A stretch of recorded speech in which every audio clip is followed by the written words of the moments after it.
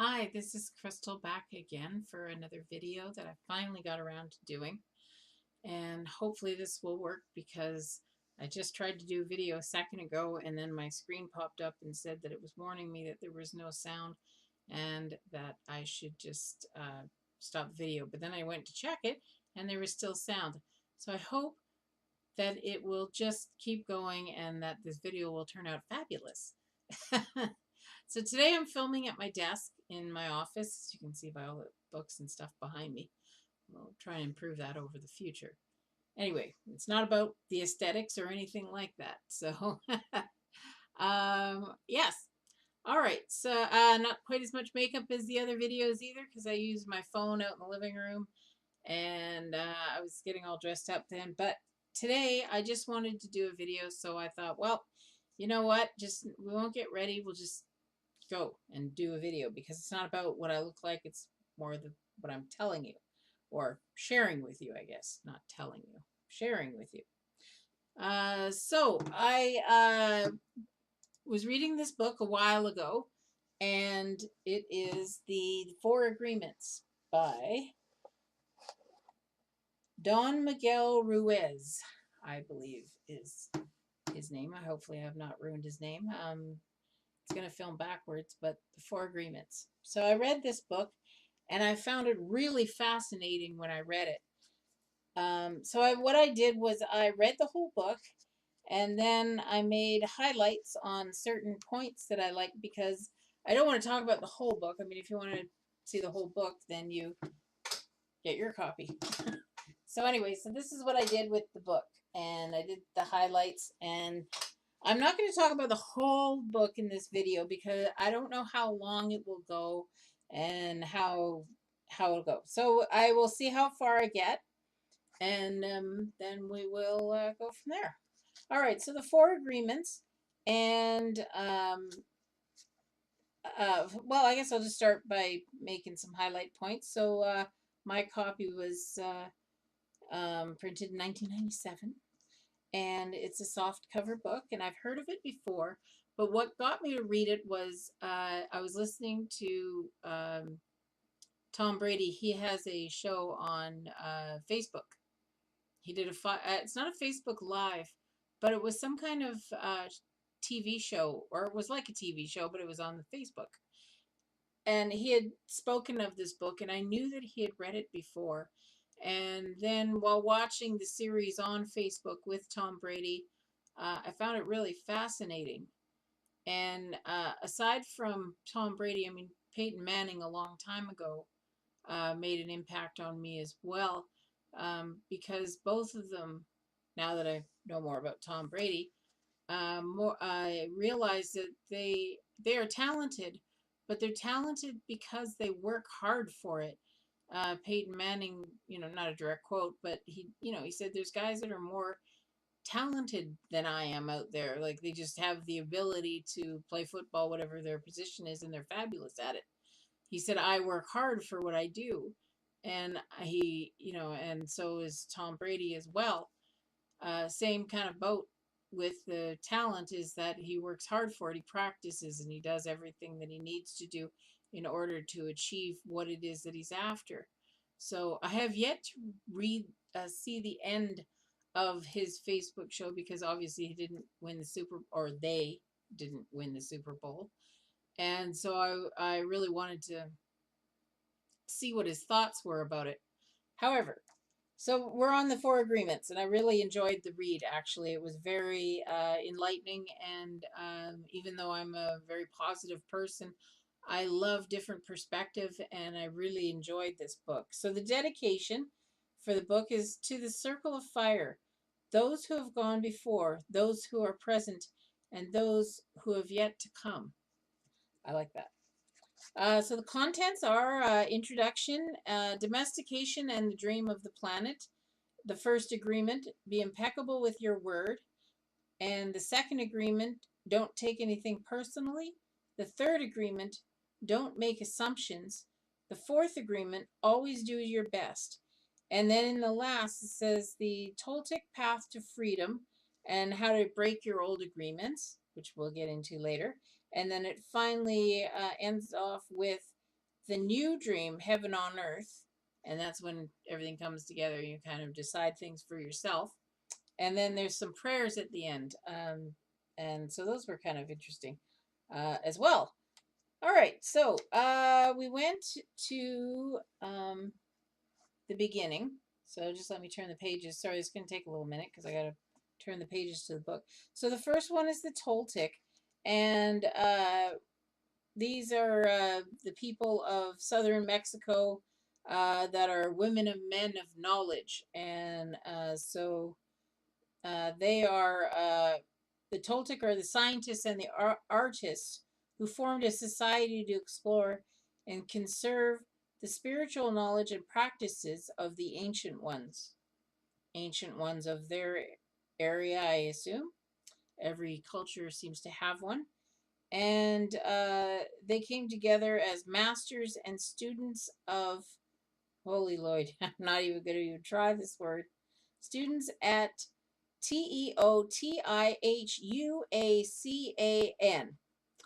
I don't want to butcher the language. So if anybody, if you could write in the comments, maybe a phonetic, uh, how to pronounce that word, or a video perhaps, direct me to one.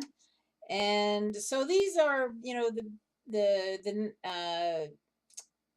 people that were trying to, like wise men, the elders and native, and more immediate in your own family, grandparents and such, you learn things from the people that came before you.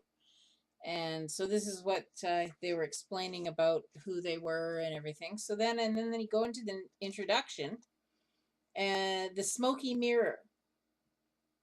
And he explains how there's a person that was wanting to become a teacher or a learner, and he had an experience that took him outside of his body, and he found out some fantastic things, like the universe opened up to him. He had all the answers and everything. So he went back to the people to share in his fabulous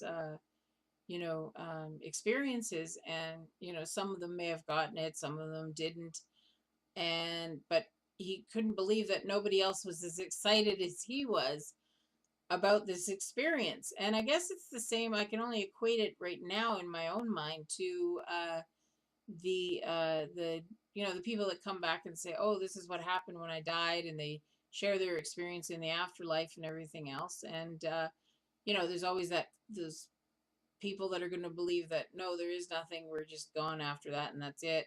And other people who firmly believe that there is an afterlife, and then there's a bunch of people in the middle. And I'm kind of one of those people in the middle. Surprisingly so. Yes, I know I'm a positive person, but I I don't know. I don't have all the answers, obviously. And so I don't try to say one way or another, but I also don't tell people that they're right or wrong, because who am I to say? If you believe what you believe, then, and if it's helping you out, why not? So this is what this man's experience was in the first chapter. And so the part I highlighted out of the introduction was, he said, I am the smoky mirror because I am looking at myself in all of you, but we don't recognize each other because of the smoke in between us. The smoke is the dream, and the mirror is you, the dreamer. So I found that powerful in the sense that, we don't see each other sometimes, and we do fill in things that we don't know. And, that may be a chemical thing in our brain, since we know so little about it. But on a more philosophical angle of it, um, people have a lot of things going on between them and on their own, I should say. And so when you have certain experiences, I feel, and other people have their own unique experiences, this is what kind of clouds everybody in order to make a connection with someone that they don't really know. And then there is the, collective civilization, which everybody works towards, living, home, that kind of thing, keep the peace, make sure nobody else hurts anybody else and such. But you can get caught up in that, and then you don't realize who you are, and you don't see the other person. And so you have this smoke between us, and we can't really see each other as clearly as we should. And to be quite honest, I don't think a lot of us take the time to even, you know, find out anything out about other people. We just make assumptions and to make ourselves feel good or safe, maybe, because we feel we need to know the answer. And, certainly I'm guilty of it myself. I can't think of an example right at this very moment. And mine is more, I guess, on the positive end. Well, yeah, I was doing a job on the internet. I worked on the internet, and I was in a virtual lunchroom with some other people that did the same work. And, I read a message from somebody. I had said something earlier, and then they replied to me. And I'm like, I read it at first, and then I was like, hmm.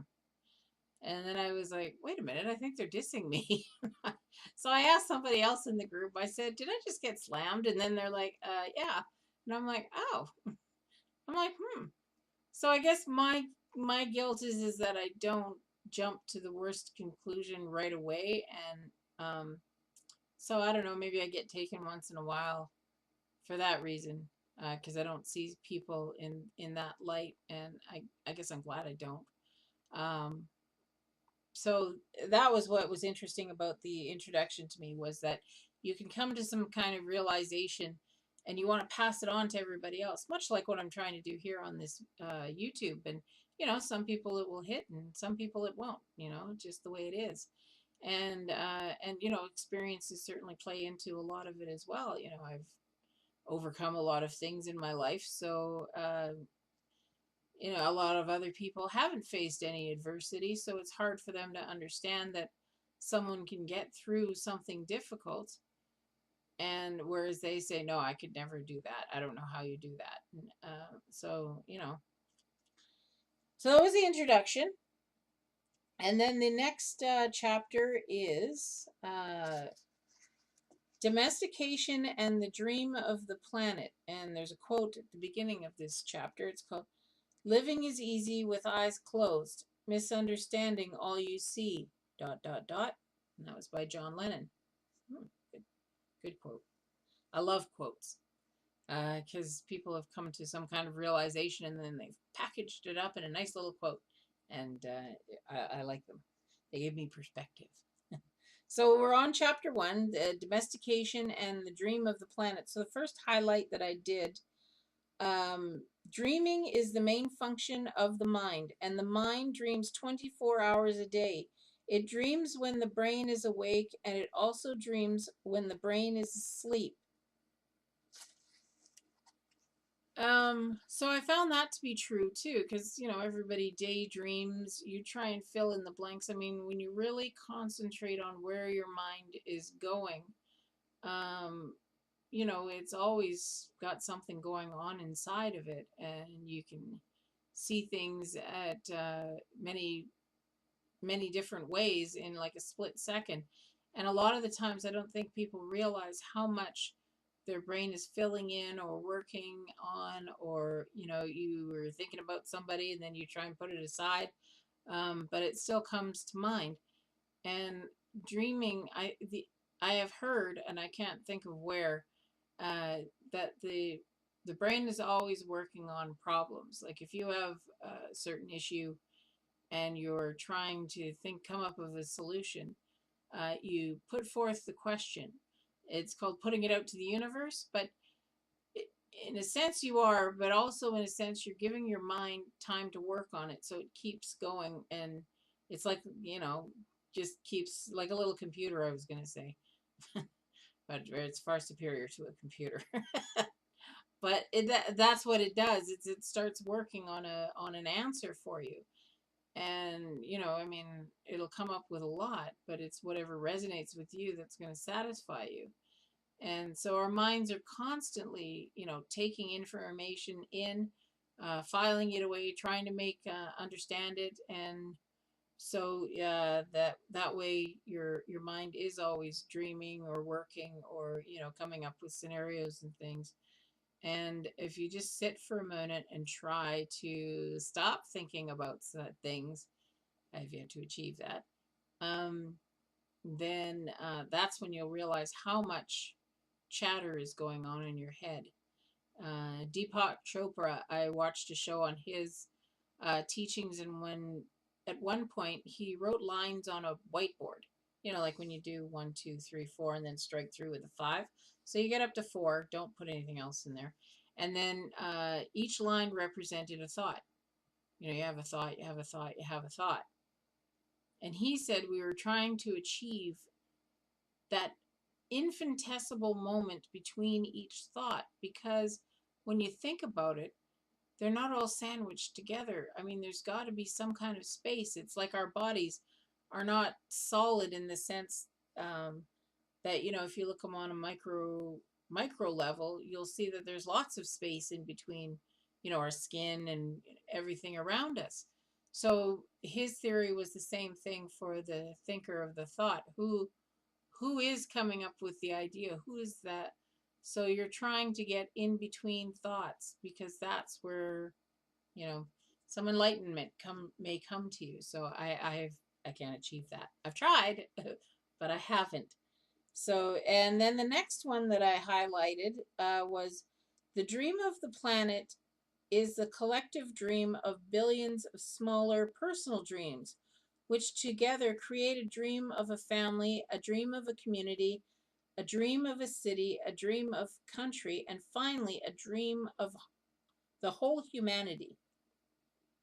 So I kind of touched on that earlier when I was saying, you know, you try and work yourself into society, but you don't really see the other parts of society. And I think that's where we fall short and where we get frustrated with people, or we don't know how to deal with something, or we're angry at the government and we're angry at the police, or, you know, whoever we perceive as an authority to the whole. And then it is easy to say, oh, well, they, you know, they being away, far away, you know, if you know, oh, they thought this, or they should do that, or they, well, you know what? They is us. It's not, they're not, you know, aliens from another planet. They're people that we either elected in. And yes, unfortunately, you know, there's got to be a winner. Certainly, democracy is not perfect. However, you know, it's as close as to perfect as we're going to get, unless somebody comes up with a better answer or some kind of something, communication perhaps. But yes, so we get caught up in, you know, trying to be a participant to other dreams and what other people are doing, and so we separate ourselves while still trying to be included in what's going on around us. So it's a funny kind of balance.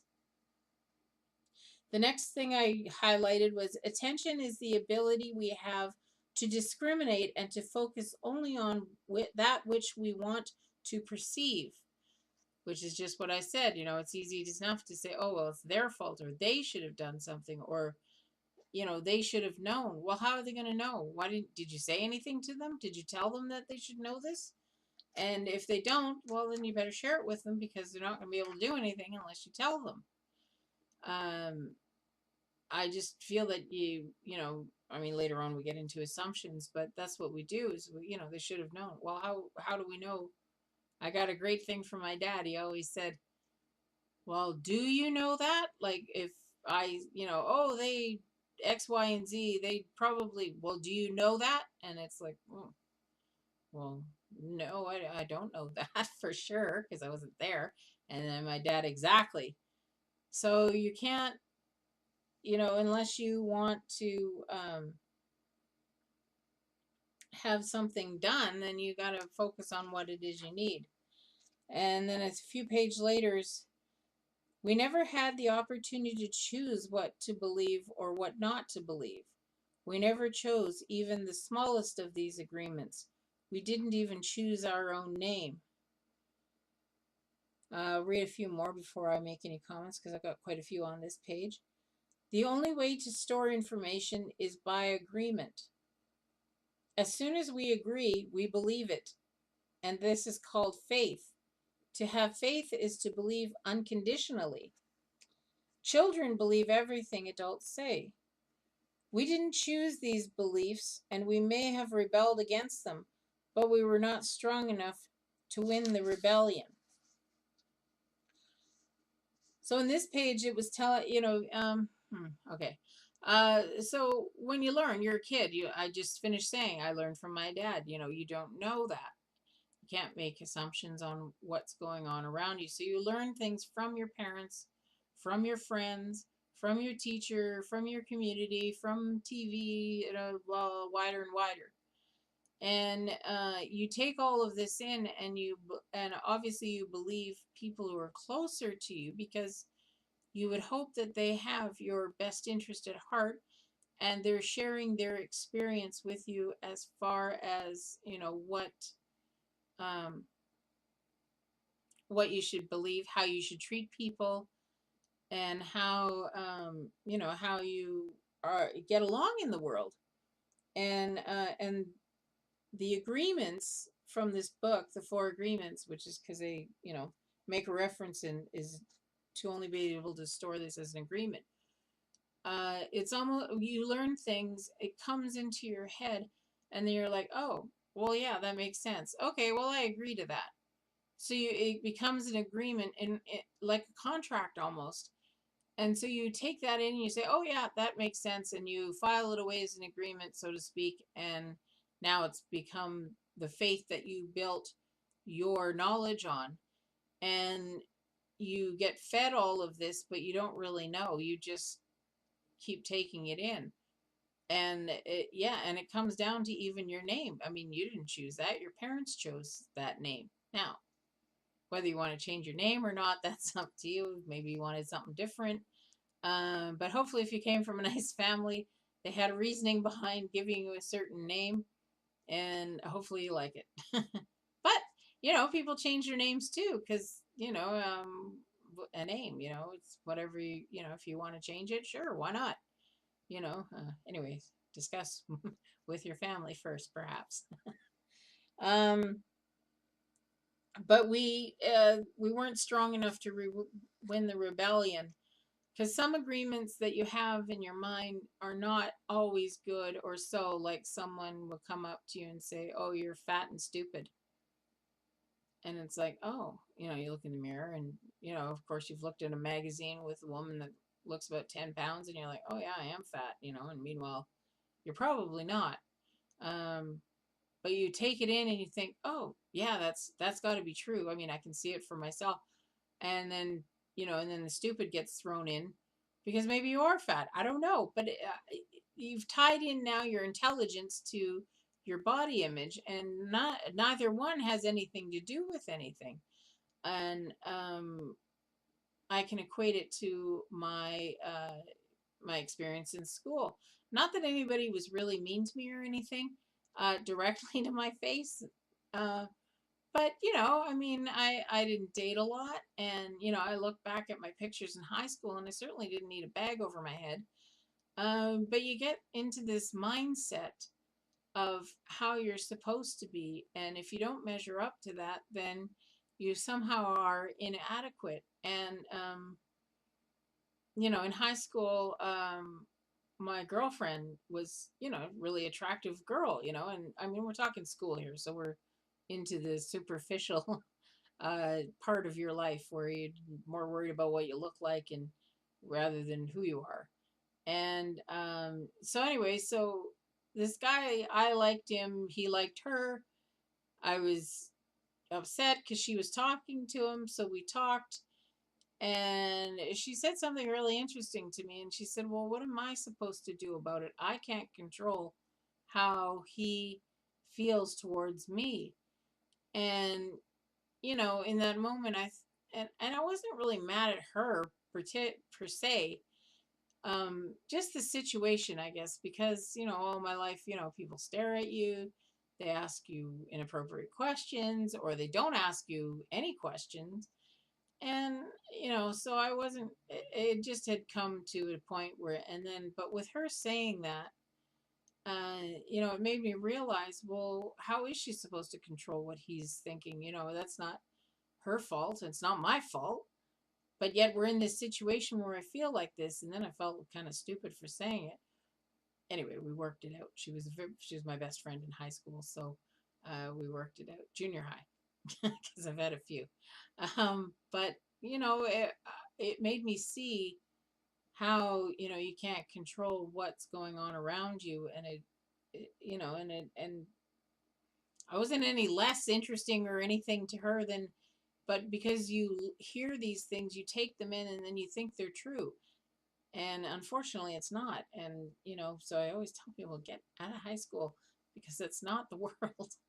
Um, anyway, so on to the next page. So there's agreements that people can't get past. Like, if I couldn't get past the fact that I felt inadequate toward compared to this other girl, if I hadn't been able to overcome that, I wouldn't be here on YouTube talking to you.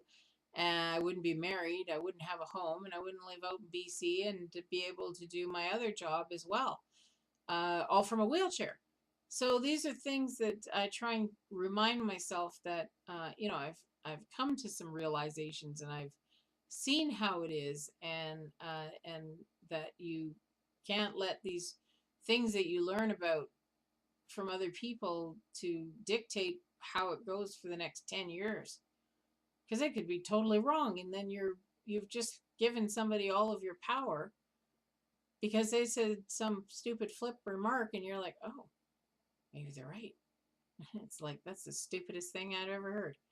Anyway, but I get how people can do that because I was in that same boat, that you take in what people do and then you think it's true, and you're not worthy of anything, and it's simply not true. Oh, because it's not true, because again, outside forces, but you got to balance them all out. See, grade 12, this guy named God, I can't remember what his name was. Ollie. He asked me to slow dance at school. Now that's the most awkward thing you can do in an electric wheelchair. It's even in grade 12, it's like awkward. How are we gonna dance? I mean, I knew how from a long time ago.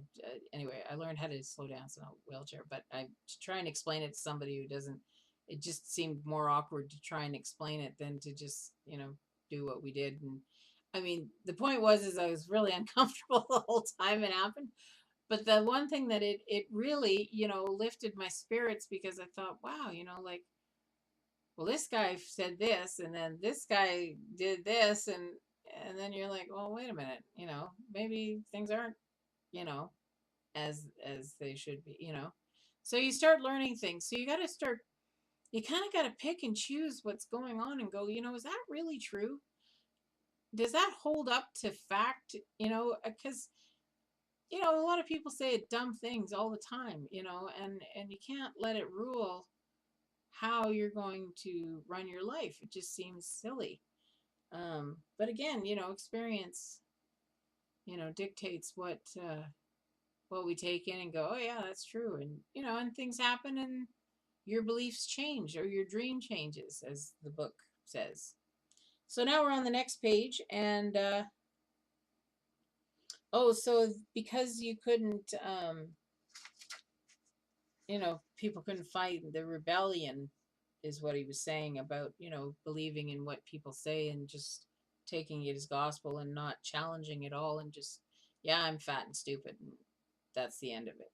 So he calls this the domestication of humans, which means we take all of this in, and then we just, oh, yeah, it's like having a pet, sit, you sit, come, you come, and that's it. Children are domesticated the same way we domesticate a dog or a cat or any other animal. There you go. I'm remembering some of the things I read. With a system of punishment or reward. Same instance with the guy in schools, punishment and reward. One's punishment, one was the reward. But then I got to balance that out, because I'm neither, well, they didn't call me fat and stupid, but, the negative to the positive, it's just you, and then you got to find your balance in there. And then the next one, the reward is the attention, that we got from our parents or from other people like siblings, teachers, and friends. See, we soon develop a need to hook other people's attentions in order to get the reward. So this is what that the reward was that guy who asked me to slow dance, and but that's I didn't seek it out. It was a surprise, a complete surprise actually. Um, but that's it made me feel good. So then I started thinking about how I am and how I fit into the world with that fear of being punished and that fear of not getting the reward. We start pretending to be what we are not, just to please others, just to be good enough for someone else. So I guess my little analogy here works with this book or this particular topic. So yeah, I mean, because you're always trying to please people, and I guess high school is the most prevalent place that it happens, because we are so narrow in our views and how we are and what we think everybody thinks of us, and we're so worried about it. And we can't. There's my good friend uh, has a daughter right now in high school, and she's having a rough go of it because of boys and all these other things, and and she's feeling less than. And there's no reason for her to feel that way. As a matter of fact, I would have killed to look like her in school. Uh, but again, you can get torn down or built up by a lot of things. And I mean, the younger you are and the less experience you have, I can see where you would, float back and forth through things and believe what people are telling you negatively. I mean, we always are willing to take in the negative so easily and not the positive. And yes, it's good to be humble at times, but really, you should take in both at the same time. Just someone said something about you, and you're like, oh, well, is that true? And same thing with something positive. Oh, is that true? Did I do that? What was that my intention? And not necessarily to hash out every little thing all the time. But yet, you got to sit back and go, okay, well, where am I at? What's going on here? Same thing with me. I mean, dating in high school in a wheelchair is not fun. Um, but I kept a positive attitude. I had good friends, and it worked out in the end. And I came to some realizations as I got older. But I would have never had them had I not gotten out of high school and moved on and gone out into the big world and saw what was going on. And then go, oh, wait a minute, I'm not the only one in a wheelchair. Now, I knew that in high school because I went to a high school with a bunch of other disabled people. So it's not like I was alone in the wilderness, so to speak. Um, but still, you don't see yourself as a certain way, and you do seek out the rewards. Obviously first from your immediate family, because they're the ones that you care about and you want them to care about you, and then you fan out from there, and it's tough. It's really hard to not take in the negative and then really run with it, so to speak, because we're taught to be humble and don't say too much, and oh, don't toot your own horn. But really you should. I mean, not in an arrogant like I think it comes off as arrogant when you talk about your positives over other people. Like, sure, I could say, oh, I'm good at putting makeup on, for example. Well, oh, but you need, or I can do it so much better than anybody else. And there's somebody who is less confident about their skills of putting on makeup. So then they're like, oh, I must be terrible at it. And then, but I could say it, oh, I'm really good at putting on makeup. And, oh, you should show me what you can do. So, because even though that person may not be at your same level, there is something that you can learn from them. And so that's where the balance comes in, because certainly, you know, you can be very good at what you do. And there's a lot of people that I would love to talk to, like Tony Robbins does, and, you know, find out what it is that makes them the best at what they are. And, you know, because it's not bad to be the best. It's just you've got to understand who you are and where you're coming from, and how you put it out to the world is certainly something to give some thought to. But to just take a negative in, you know, blankly and go, oh yeah, I'm terrible. I'm fat and stupid. No, you've always got to look at yourself and go, you are not. So yeah. So the first agreement is chapter 2, and it's the first agreement: be impeccable with your word. Now, when I mentioned it in a video eons ago, that I thought it would be your word to outside and to yourself, and it sort of was, but it was a little bit more than I had anticipated. So my first highlight was the first agreement is to be impeccable with your word. It sounds very simple, but it is very, very powerful, and also follows along what I was saying about fat and stupid. But let me read the next one. Your word is the power that you have to create. Your word is pure magic, and misuse of your word is black magic. The fat and stupid? Yeah. Because you've got to realize that words express what's going on in your head, and it is very hard to be precise about what you want to say.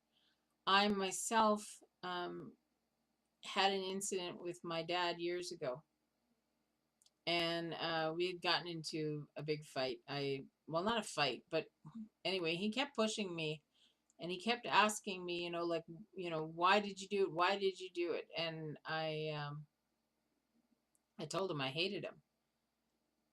And then he said, fine, I hate you too. Hit my arm. Well, not hit, like just slapped my arm and left the room. And the moment that that came out of my mouth, I knew that is not what I wanted to say. And it was in the heat of the moment. He was pushing me for an answer. I was jacked up because I was upset, and he was upset, and then I just said it. And, you know, some days after that, of course, obviously, I came to some realization that I should not say anything until I know exactly how I feel about it and what I should say about it.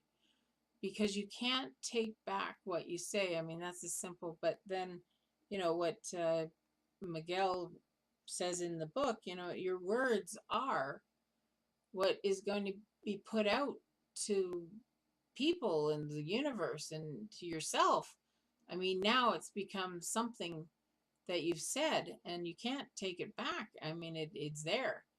You know, thankfully, and in another video, I'll get in more in depth into that incident, because it was a big pivotal point in my life.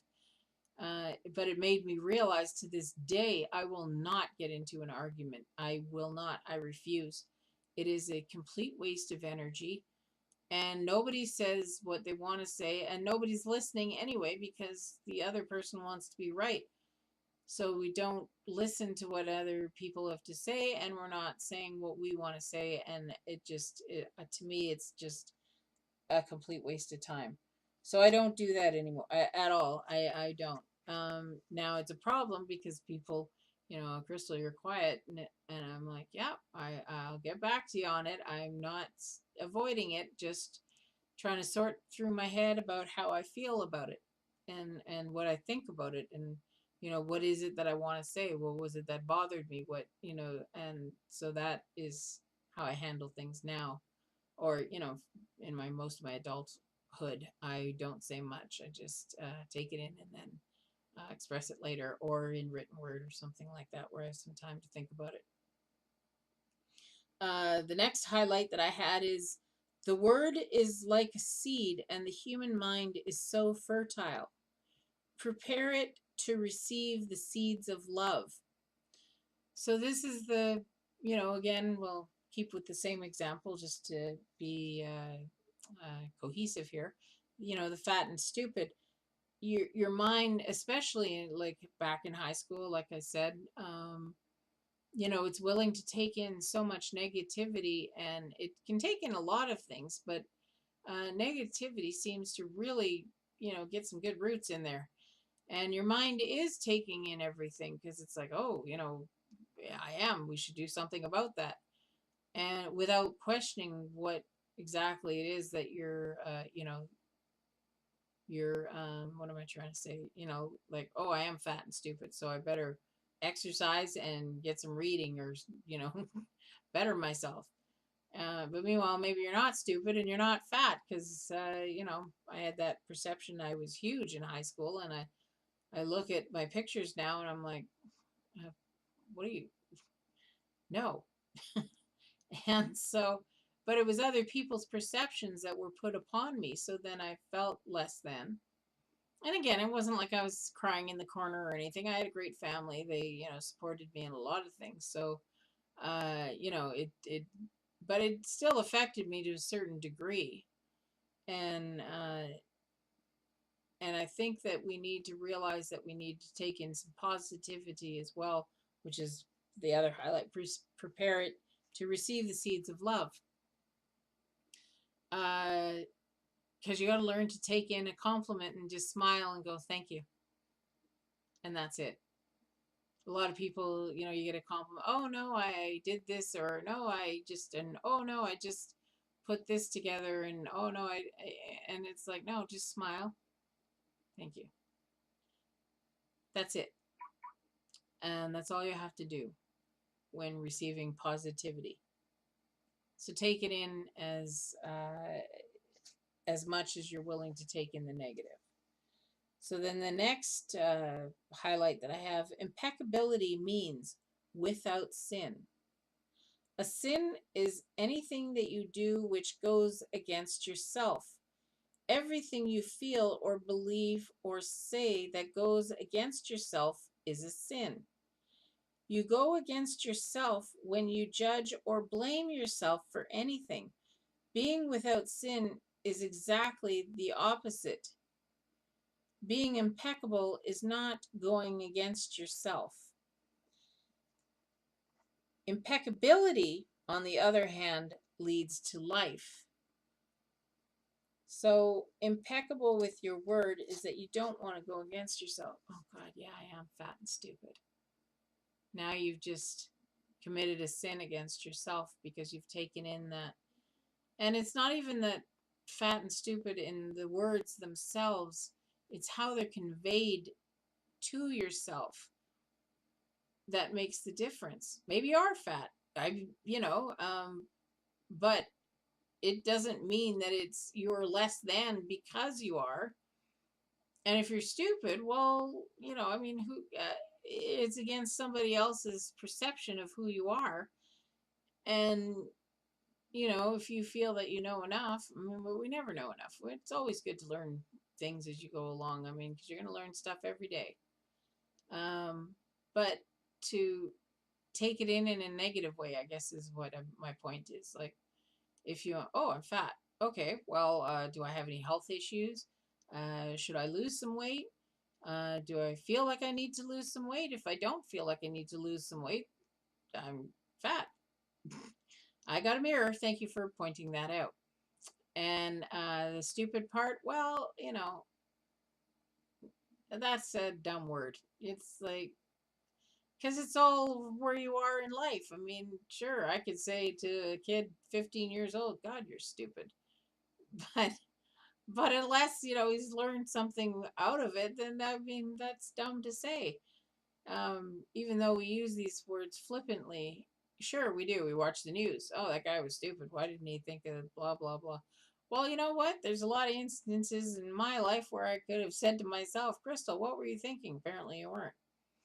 It's just, it's life. Things happen, and so you can't do better until you know better. Maya Angelou. So, yeah, you don't want to be, when you talk to yourself, oh God, I'm so fat, I'm so stupid. Don't do that. If you're fat, you're fat. It doesn't make me a lesser person because I'm fat, you know. And there might be other circumstances as to why I'm fat. Maybe it's beyond my control. Maybe I can't do anything about it. So now why is it a negative? There's a lot of guys out there that like fat chicks. So, you know, um, they're out there. Yeah, and you can find your person out there. The world is full of billions of people, and I know I've based most of this on relationship. That's my husband calling. So, just a minute, please.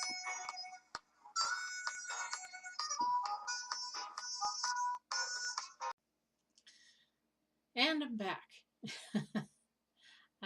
My husband was on his way home from work, and he's just letting me know that he was on his way. And so we definitely will only go over the first agreement today, and then we'll go to the next one probably tomorrow. And the clicking in the background, again, my wheelchair, because I keep bumping the control stick for the chair. All right, so we were on page 32, I believe, because I noted it before I stopped the video. And, yes, okay, so page 32, we're in the first agreement still, so let me go back a page. Yes, all right.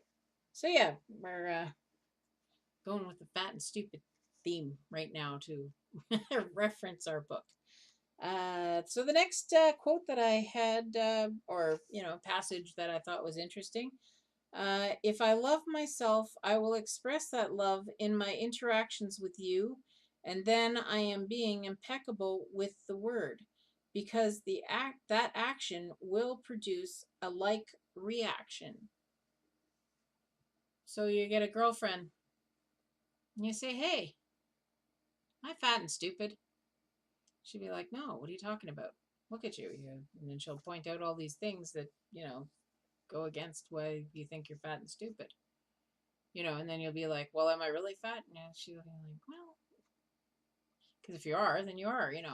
But she's like, "So what? You wear nice clothes, you wear so, uh, and you got to put it in a context that, um,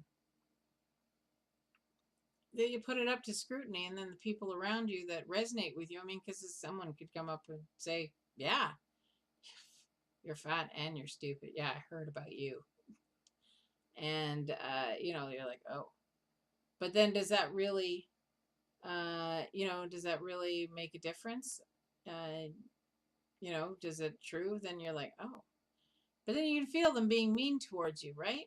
So when this is how we find our friends. You talk to people, and I mean, I don't remember, way back in elementary and stuff like that, but I'm sure it was a lot simpler back then because nobody cared about whether you were fat or stupid. Just, whether you wanted to play ball or not, because it takes two people to play ball. And so, you get your friends through school, and then you realize, well, maybe I'm not what I thought I was. And then, for instance, by the time I was out of school, then I was going to the bar with my girlfriend, going in her car, got her nails done, makeup, the whole bit. And we'd go meet all these people and, have fun. And did I feel like I was still out of my league with some of them? Yeah. Yeah. I mean, I wasn't totally over it. I'm 20, or not even by then, 18 or 19 at the time. But, my girlfriend was my friend, and, she seemed to like to hang out with me like all the time. And so people don't hang out with people that long unless they get along or have, mutual affection for each other, friendship, sisterhood, whatever.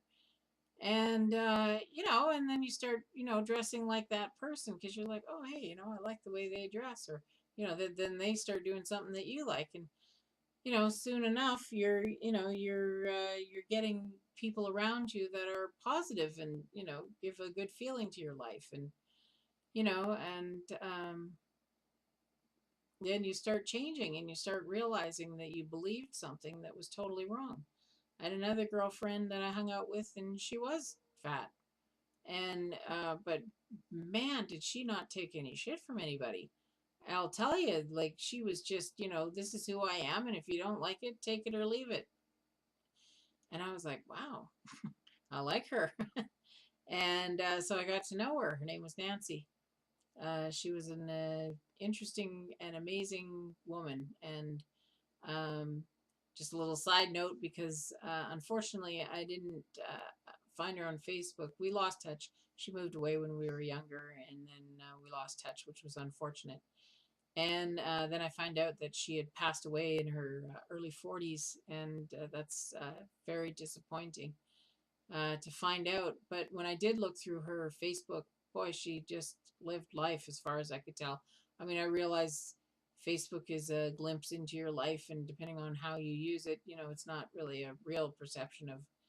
But I had the feeling that it was, because she put a lot out there, and like even my own Facebook, I try and be positive. I don't share everything, no, but I use it as a place to put out positive things, and and I could see that she did the same, and she had a lot of things to put out there. So, sure, every day might not have been roses and sunshine, obviously, since she's passed.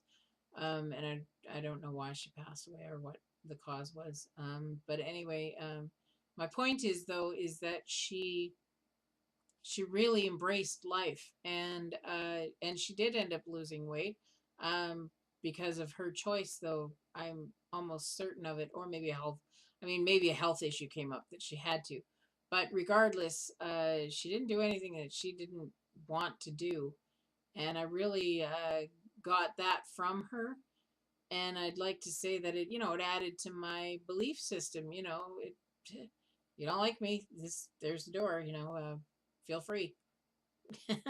And you can let it hit you on the way out. So that's, you get people around you that are the same, and you can either build yourself up or you can tear yourself down. It can go either way. The next one that I had: on one side of the sword are the lies which create black magic, and on the other side of the sword is the truth, which has the power to break the spell of black magic. Only the truth will set us free. And boy, does that ever make me think of Martin Luther King. It was just recently the anniversary of his death. But yeah, the truth will set you free, because you realize that well, we'll stick with our example again. Fat and stupid. On one side, and then you've got kind and personable and giving on the other side, and it's like, well, which one would you like to focus on? Gossip can be compared to a computer virus. I like that one. Gossip. Gossip is what people say when they don't really know what's going on, and so they just make up stuff. Oh, she's fat and stupid. God, she must be a slob. She's, irresponsible, lazy. Is she? No. My friend Nancy wasn't lazy in the least. She's could haul ass like you wouldn't believe. And I mean, just on a physical example, but and as far as, oh yeah, she's really stupid. She'd probably do X, Y, and Z, and well, you don't know that for sure. I mean, again, intelligence or lack thereof is on a scale of where you're at yourself. So not everybody has the same experiences. After this code has been introduced, your computer doesn't work quite right. Human gossip works exactly the same way. So yeah, it's like people saying stuff to you. So we've already touched on that. It can really mess with you, and you're not seeing things clearly. And people go, oh, but because you talk to your parents or something about it, and then they're like, well, they're my parents, they have to say stuff like that. And maybe they do, but again, the same lines, they're people. If they didn't really like you, just because they're related to you doesn't mean they have to be nice to you. I mean, certainly, I mean, on the darker side, family, can be quite cruel to some people. They're people. I mean, sure, you hope that they have a connection and something positive out of it, but sadly, not everybody has a fabulous family. So, you it's a difficult thing to navigate. When we see the world through a computer virus, it is easy to justify the cruelest behavior. Certainly, if we believe that we're fat and stupid, then maybe we deserve to be punished because somehow we are less than everybody else, so we accept uh, the abuse of other people because we think we somehow deserve it because we're less than. For years we have received the gossip and spells from the words of others, but also from the way we use our word with ourselves. Changes first in the way you deal with yourself and later in the way you deal with other people, especially those you love the most. Impeccability of the word will also give you immunity from anyone putting a negative spell on you. So yeah, you accept it, you take it in, and you think that and then you start talking. You're, oh God, you're so fat, you're so stupid, and it's like, well, why, and then we're gonna take that negativity and then pass it on to somebody else. Oh no, you don't want to be near me. I'm fat and stupid, and you know, if I feel you're lower than me, now I'm gonna tell you what you're bald and can't speak clearly, or whatever it is that you. So now you're gonna keep putting out negativity and stuff, and so you need to be impeccable with your word in order to tell yourself the truth of the situation. Be impeccable with your word. This is the first agreement that you should make if you want to be free. You have to, you have to be true to yourself. Be impeccable with your word. That is the first agreement. And that is to in your head, that is to other people, and that is to what you take in from the community around you and everything that you see. Um, yeah, choose carefully on how you talk to yourself and how you talk to others, because your words carry more weight than you realize. And in your own mind, you keep working on it. And if you finally, you know, this girl in school said, I'm fat and stupid. Well, I am fat. Am I stupid? No, because I didn't believe what she said eventually. So cut yourself some slack. Uh, Try and put some of these things and beliefs that you have in your head and really think about them. Are they really true? Especially the negative ones, because, like it said, your mind is open and you always take in negative so easily, and you shouldn't. You can't let people push you one way or the other, because ultimately it's up to you. You're as much help in the universe and everything else. When you're at the end of your rope and you're standing there looking in the mirror at yourself and you're gripping that sink and you're white knuckling it through the day because somebody said something to you that was negative, the only person who's going to get you out of it is that person in the mirror. It's sad to say, and it shouldn't be sad, because you are the one that's going to get you up. You are responsible for everything that happens to you every day. So if someone comes along and says you're fat and stupid, if you are fat, you'll say, yeah, I'm fat. Thank you. I noticed that in the mirror this morning. And as far as being stupid, how can you evaluate my intelligence just by coming up to my face and telling me that? You know nothing about me. Goodbye. As you're walking away, am I fat and stupid? Am I fat and stupid? I'm fat, but okay. But we knew that this morning when we got up. And stupid? Well, am I stupid? Well, no. I made it through life this far, so I can't be that stupid. And then you go, doesn't matter what they really think. You know why? Because you know yourself. So you look in that mirror and you tell that person, don't take any shit from anybody. especially yourself. Be impeccable with your word to you and to everybody around you, and try.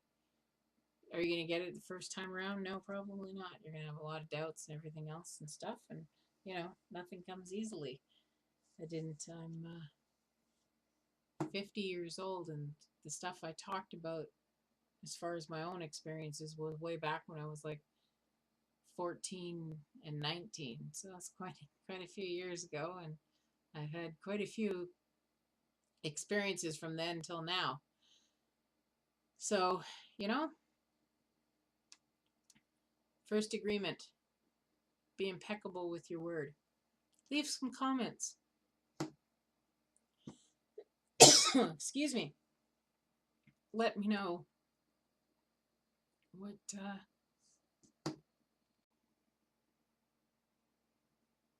so send some comments down below. Did you have a bad day? What happened? Tell me about it. Send me a message on YouTube. Let me know what you think, or if this is a link in whatever, my social media or my website, remaincalm.ca. Let me know how the impeccability is working for you. I would really like to know. All right. Well, take care, and please subscribe to my channel. I will try and keep up with the videos. We'll do chapter 2 in a couple of days and go over what that means. All right. Take care, and I really look forward to hearing from you. All right. Bye-bye.